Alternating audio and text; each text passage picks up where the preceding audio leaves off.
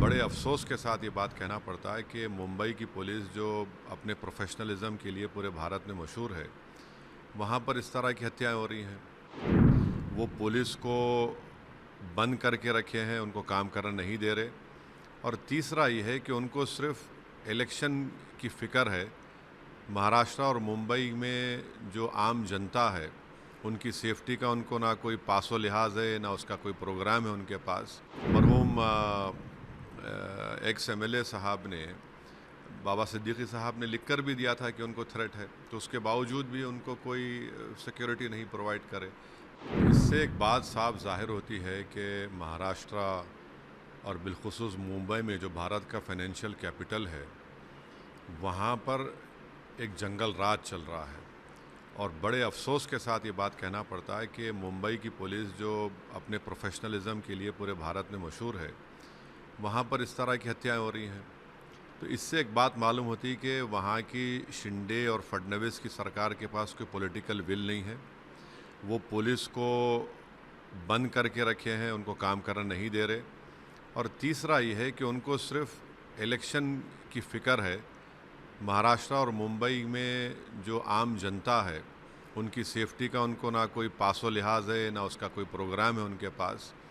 और एक 3 मरतबा के एमएलए और जो ख़ुद उनकी पार्टी के अलायंस में है, आप उसकी हत्या कर दी जाती है, जिस्म में 3-3 गोलियां मारी जाती हैं। तो ये बड़ा ही दर्दनाक, अफसोसनाक और शिंदे और बीजेपी सरकार की सरासर नाकामी है ये। और इससे एक पैगाम मिलता है कि वहाँ पर कोई भी सुरक्षित नहीं है। आप ये दूसरी हत्या हो गई है उनके अलायंस के पार्टनर की, जब आप अपने ही गुट के लोगों को नहीं बचा पा रहे हैं। और मालूम ही हो रहा है कि मरहूम एक्स एमएलए साहब ने, बाबा सिद्दीकी साहब ने लिख कर भी दिया था कि उनको थ्रेट है, तो उसके बावजूद भी उनको कोई सिक्योरिटी नहीं प्रोवाइड करे। तो ये कंप्लीट पॉलिटिकल फेलियर है, लॉ एंड ऑर्डर का फेलियर है, और ये बहुत बड़ी कॉन्स्पिरेसी है। और मुझे नहीं लगता कि वहाँ की मौजूदा सरकार इस कॉन्स्पिरेसी को अनरेवल करना चाहेगी या कर सकेगी। सर, चुनाव होने हैं सूबे में, क्या उसके ताल्लुक से आपको कुछ दिख रहा है कि नहीं, इसको एक आदमी की तो जान चले गई। एक उनकी दोनों औलादें, उनका बाप, उनका बेटा और उनकी बेटी अपने वालिद से महरूम हो चुके हैं, वो यतीम हो गए हैं। तो आप चुनाव से ज़्यादा यह है कि वहाँ की सरकार ने पुलिस को कमज़ोर करके रख दिया।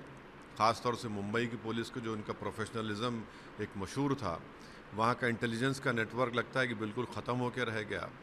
और चुनाव के सामने, ऐन चुनाव के सामने इस तरह की हत्या एक सीनियर लीडर की होती है, तो यकीनन इसका जनता, इसका खमियाज़ा वहाँ की सरकार को भुगतना पड़ेगा। मगर अफसोस ये है कि खमियाज़ा आम जनता भुगत रही है कि उनको सिर्फ पॉलिटिकल मैनिपुलेशन, जोड़ तोड़ की राजनीति से शिंदे और फडणवीस की सरकार को मतलब है। वो अपनी जान को बचाने की फ़िक्र में है।